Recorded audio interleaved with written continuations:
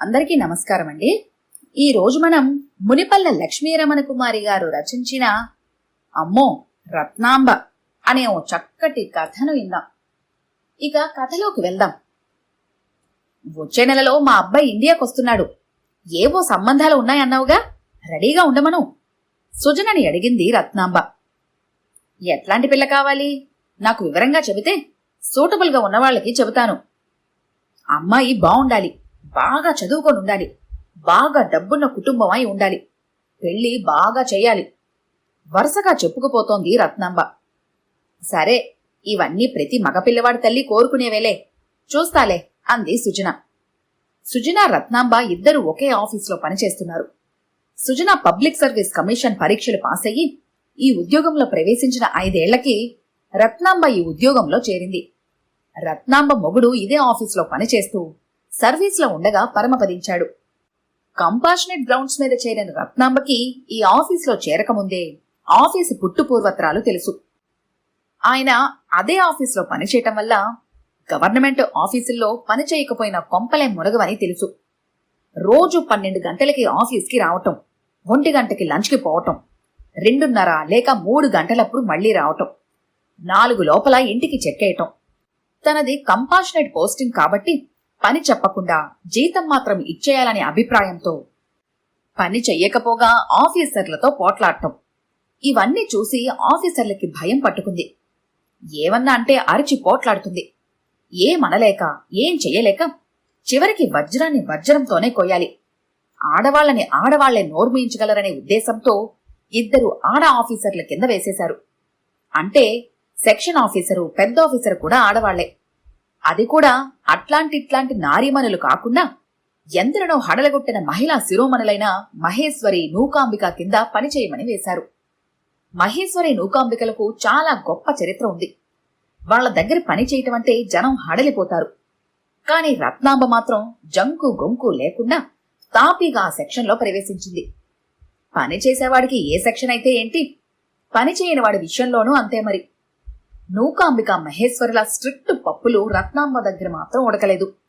వాళ్ల సెంటిమెంట్ మీద గట్టి దెబ్బ కొట్టింది రత్నాంబ. మీకేమమ్మా, హాయిగా బయట పనులు చేసేందుకు, ఇంట్లో సాయం చేసేందుకు మొగుడున్నాడు. ఆ మహారాజే ఉంటే నాకిలా ఆఫీసులో చేరాల్సిన గతి పట్టేది కాదు. బతుకంటే చక్కగా షోకు చేసుకుని తలనిండా పువ్వులు పెట్టుకుని కూర్చోవటం కాదు. ఎవడి మొగుడు ఎప్పుడు పోతాడో ఎవడికి తెలుసు, కాస్త సానుభూతి ఉండాలి అంటూ అరిచేసరికి నూకాంబిక, మహేశ్వరి ఇద్దరూ సైలెంట్ అయిపోయారు. ఏదో లేటుగా రావటం, తొందరగా పోవటం లాంటి కన్షన్స్ తీసుకో, మరీ అస్సలు పని చేయకపోతే ఎలా అంటూ గొనిగారు. రత్నాంబ తొనకలేదు. సెక్షన్లో బోల్డ్ మంది ఉన్నారు.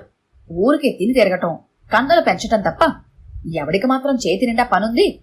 తలా ఓ పని అప్పచెప్పేస్తే నా సీట్లో ఉన్న నెల రోజుల పని నిమిషాల మీద పూర్తయిపోతుంది అని ఆఫీసర్ల సమర్థత పని చేయకపోవటంలో కాక ఎలాగోలా పని పూర్తి కానిచ్చుకోవటంలో ఉందన్న మేనేజరియల్ ఎఫిషియన్సీని, సూపర్వైజరీ క్వాలిటీని నొక్కి చెప్పింది.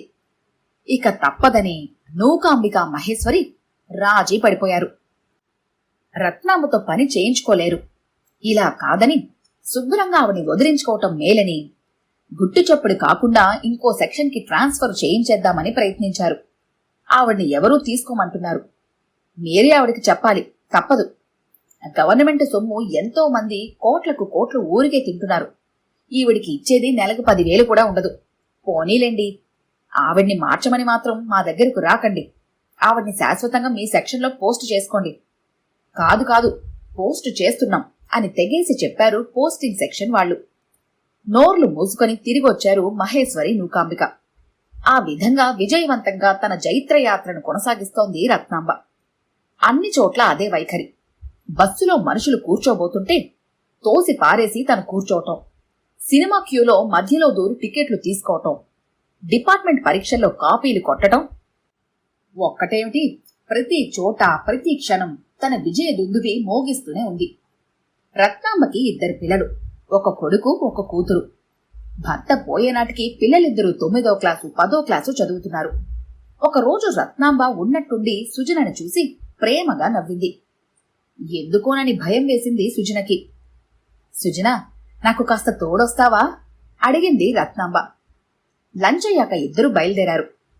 రత్నాంబ తీసుకెళ్లిన చోటు మంగళం మహత్ కళ్యాణ వేదిక. అది మంచి బిల్డింగ్లో 3వ అంతస్తులో ఉంది.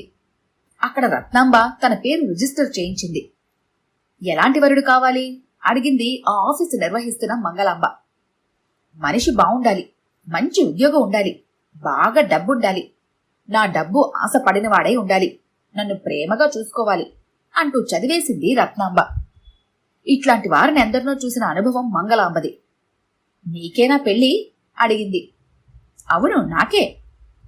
నీకు కావలసిన సంబంధం దొరకదు ఖచ్చితంగా చెప్పింది మంగళాంబ. ఏ? ఎంత ముసలాడైనా అందమైన పిల్ల కావాలి అనుకుంటాడు. నీకా ఎత్తుపళ్ళు, నల్లటి నలుపు, వికారంగా ఉన్నావు, 2 పిల్లలున్నారు, ఇన్ని కోరికలు తగ్గవాడు ఉండడు. ఇవన్నీ అడిగితే వచ్చే పెళ్లి కొడుకు కూడా వెనక్కిపోతాడు. నీకిష్టమైతే 2 పిల్లలున్న పెళ్లి కొడుకున్నాడు, 45 ఏళ్లు, ఏదో నీలాంటి ఉద్యోగమే చేస్తున్నాడు. గంతకు తగ్గ బొంతని కోరుకోవాలి గాని గొంతెమ్మ కోరికలుంటే ఎలా అంటూ నిర్మోహమాటంగా చెప్పేసింది మంగళాంబ. ఏడ్చినట్లుంది. ఇప్పుడు పెళ్లి చేసుకునేది ఎవడి పిల్లలను చూసుకోవడానికా? ఏమో, నీ ఇష్టం. నేను ఉన్న మాట చెప్తాను, వివరాలు ఇచ్చి వెళ్ళు, ఆపై దేవుడి దయ అంది మంగళాంబ. ఆ తర్వాత రత్నాంబ కోరికలకు తగ్గ సంబంధం దొరకనే లేదు. చివరికి పునర్వివాహం అనే ఆలోచనకు స్వస్తి చెప్పింది రత్నాంబ. చేసుకుంటే రాజాలాంటి సంబంధాలు బోలెడనున్నాయి. మీ గురించి నేను అన్నీ మానుకొని బతుకుతున్నాను అని సొంత పిల్లల్ని కూడా బుకాయించి దబాయించిన ఘన నారీమణి రత్నాంబ. వాళ్ళని అదరగొట్టి పెదరగొట్టి తన చొప్పు చేతుల్లో ఉంచుకొని తనకిష్టమైన రీతిలో పెంచి పెద్ద చేసింది. ఆవిడ కదంబ హస్తాల్లోంచి ఎప్పుడు బయటపడతామో అని ఎదురు చూశారు వాళ్ళు. కూతురికి పెళ్లి చేసింది. కొడుకు బీటెక్ చదివాక అమెరికా వెళ్లాడు. అక్కడ ఎంఎస్ చేశాక ఉద్యోగంలో చేరాడు. అతనికి ఇప్పుడు పెళ్లి సంబంధాలు. ఫ్లాష్ బ్యాక్ లోంచి బయటపడింది సృజన. సృజనకి తెలిసిన వాళ్ల కొందరు అమెరికా సంబంధం ఉంటే చెప్పమని అడిగిన వాళ్లకి రత్నాంబ అడ్రస్ ఇచ్చింది. అన్న రోజుకి రత్నాంబ కొడుకు వచ్చేశాడు. పెళ్లి చూపులు వేరే లెవెల్లో సాగాయి. రోజుకు 10 మంది అమ్మాయిల్ని చూసుంటారు. అందరి చిట్టాలు పెద్ద రిజిస్టర్లో ఎక్కించుకొని రత్నాంబ వాళ్ళు ఆలోచించి చివరికి ఒక సంబంధం సెటిల్ చేసింది. పెళ్లి కూతురు రత్నాంబ దూరపు బంధువుల పిల్లే. రత్నాంబ గడుసుదనం వాళ్ళకి తెలుసు. అపర సూర్యకాంతం అని కూడా తెలుసు. అయినా పిల్లాడుండేది అమెరికాలో. పెళ్లున పెళ్లి జరిగిపోయింది. అమ్మాయి వాళ్ళు రత్నాంబ అడిగినవన్నీ చేశారు. అమెరికా సంబంధం దొరుకుతుందన్న ఆనందంతో ముందు వెనక చూడకుండా బోలెడు ఖర్చు పెట్టారు. అమ్మాయి అమెరికా వెళ్లిపోయింది. పిల్లాడు సుఖంగా ఉన్నారు. ఒక 6 నెలలాగి రత్నాంబ తను అమెరికాకి వెళ్లవలసి వచ్చింది. అందరికీ తన ఫోటో ఆల్బమ్ ఆనందంగా చూపించింది. 10 రోజులు గడిచాయి. ఒకరోజు ఆఫీసులో కూర్చొని ఏవో కాగితాలు రాస్తున్న రత్నాంబను చూసి ఆశ్చర్యపోయింది సుజన. అమెరికాకెళ్ళొచ్చాక రత్నాంబకి పని విలువ తెలిసొచ్చిందేమో అని సంతోషపడింది. ఏంటి రాస్తున్నారు అని అడిగింది. నా వాలంటరీ రిటైర్మెంట్ అప్లికేషన్ అంది రత్నాంబ. ఆ అంటూ ఆశ్చర్యపోయింది సుజన. వాలంటరీ రిటైర్మెంట్ దేనికి? ఆఫీసులో చేరగానే మెంటల్గా రిటైర్ అయిపోయిన మనుషుల్లో రత్నాంబకు ప్రథమ తాంబూలం దక్కుతుంది. ఇంకా కోరుకుని రిటైర్ అవడం దేనికి? అయినా ఇంట్లో ఉంటే ఈ సుఖం ఎక్కడ ఉంటుంది? పైన ఫ్యాను, వేసవిలో కూలరు, నీడ పట్టున జీవితం, వేళ పట్టున భోజనం, టీ, టిఫిను, ఇవన్నీ ఇంట్లో ఉంటే కుదరవని రత్నాంబ చెప్తూనే ఉంటుంది. ఇంటికన్నా ఆఫీస్ వదిలో అంటుంది. మరింకా కోరి రిటైర్ కావటం దేనికి? ఉండబట్టలేక అడిగేసింది. ఎందుకండి రిటైర్మెంటు? అమెరికాకు వెళ్ళిపోతున్నానండి అంటూ బాంబు పేల్చింది రత్నాంబ. ఆ అవునండి, అక్కడ బోలెడు హాయిగా ఉంది. అక్కడే ఉంటాను. డిపెండెంట్ వీసా ఇస్తారట. హాయిగా పోతాను చల్లగా చెప్పింది రత్నాంబ. సుజన నిర్ఘాంతపోయి చూస్తూ ఉండిపోయింది. రత్నాంబ అమెరికాలో స్థిరపడుతుందంటే ఆ కొడుక్కి అసలు ఎవరూ పిల్లనిచ్చేవాళ్లు కాదేమో. ఆమె గయ్యాళితనము, గడుసుతనము జగద్విదితం. పిల్లాడికి పెళ్లయిందాక అమెరికా మొహం కూడా చూడకుండా జనాన్ని నమ్మించి పెళ్లి కాగానే అమెరికా యాత్ర చేసి వెంటనే అక్కడే స్థిరపడాలన్న ఊహలో ఇక్కడికొచ్చి అమ్మో రత్నాంబ అని నిర్ఘాంతపోయింది. అటెండెన్స్ రిజిస్టర్లో సంతకం చేయటానికి, జీతం తీసుకోవటానికి తప్ప పెన్ను తీయని రత్నాంబ అంత మంచి ఉద్యోగంలోని ఆనందాన్ని కూడా వదులుకొని వెళ్తుందంటే ఆ అమెరికా సుఖమయ జీవనానికి జోహార్లు అనుకుంది సుజన. కాని అసలు కథ వేరు. అమెరికాలో భార్య భర్త ఇద్దరు ఉద్యోగాల్లో చేరారు. ఇంటి పని వంట పని చేయడానికి పని మనిషి దొరక్క, దొరికిన జీతం ఎక్కువ కాబట్టి రత్నాంబని తీసుకుపోతున్నారు వాళ్ళు. స్వర్గం నుండి నరకానికి వెళ్తున్న సంగతి రత్నాంబకి తెలియదు పాపం. ఈ కథ కనుక మీకు నచ్చినట్లయితే లైక్ చేయండి, షేర్ చేయండి. మరిన్ని ఇంట్రెస్టింగ్ కథల కోసం మా ఛానల్ని తప్పకుండా సబ్స్క్రైబ్ చేసుకోండి.